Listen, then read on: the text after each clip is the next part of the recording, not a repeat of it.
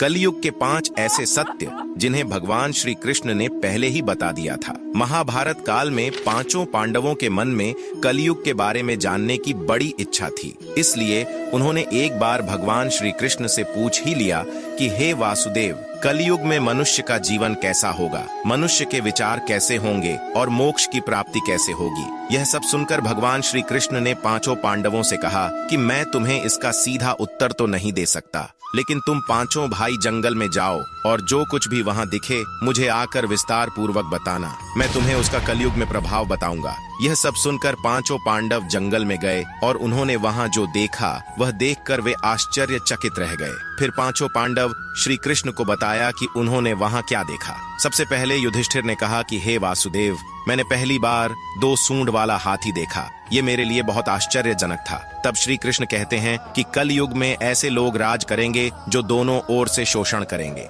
कहेंगे कुछ और करेंगे कुछ और, मन में कुछ और होगा और कर्म कुछ और ही करेंगे। ऐसे ही लोगों का कलयुग में राज होगा। उसके बाद अर्जुन ने कहा कि हे वासुदेव, मैंने जो देखा वह तो इससे भी आश्चर्यजनक था। मैंने एक पक्षी देखा जिसके पंख पर वेद लिखे थे, लेकिन वह मांस खा रही थी। तब श्री कृष्ण बताते हैं कि कलयुग में ऐसे लोग रहेंगे जो बड़े ज्ञानी कहलाएंगे, वे ज्ञान की चर्चा तो करेंगे लेकिन उनका आचरण राक्षसों जैसा होगा। कलयुग के मनुष्य धन और संपत्ति के लोभी होंगे, भले ही उनके पास कितना भी ज्ञान क्यों ना हो। उसके बाद भीम ने कहा कि एक गाय अपने बछड़े को इतना चाटती है कि बछड़ा लहू लोहान हो जाता है। तब श्री कृष्ण कहते हैं कि कलयुग में माँ के बच्चों की प्रति ममता इतनी बढ़ जाएगी कि उन्हें अपने विकास का अवसर ही नहीं मिलेगा, जिसके कारण मोह माया में पड़कर वे बर्बाद हो जाएंगे। इसके अलावा जब किसी का बेटा घर छोड़कर साधु बनेगा तो हजारों लोग उसके दर्शन करने जाएंगे, लेकिन जब खुद का बेटा साधु बनेगा तो वे रोएंगे कि मेरे बेटे का क्या होगा।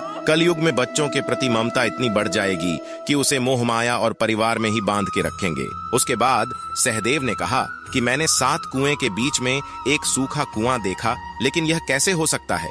इस पर श्री कृष्ण कहते हैं कि कलयुग में मनुष्य फालतू की चीजों में अपना पैसा बर्बाद कर देंगे, लेकिन वह देखेंगे तक नहीं कि पड़ोस में कोई भूखा मर रहा है। इसके अलावा कलयुग में मनुष्य अच्छे अच्छे कपड़े पहनने, खाना खाने और घूमने में अपना सारा पैसा बर्बाद कर देंगे, लेकिन किसी के 2 आंसू पोंछने में उनकी कोई रुचि नहीं होगी।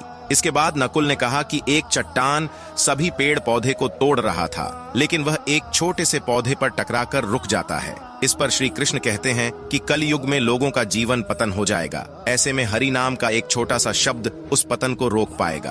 अर्थात कलयुग में भी जो मनुष्य धन के लोभ को छोड़कर हरि नाम का जाप करेगा उसे कोई कष्ट नहीं होगा और मृत्यु के बाद उसे मेरी चरणों में जगह मिलेगी।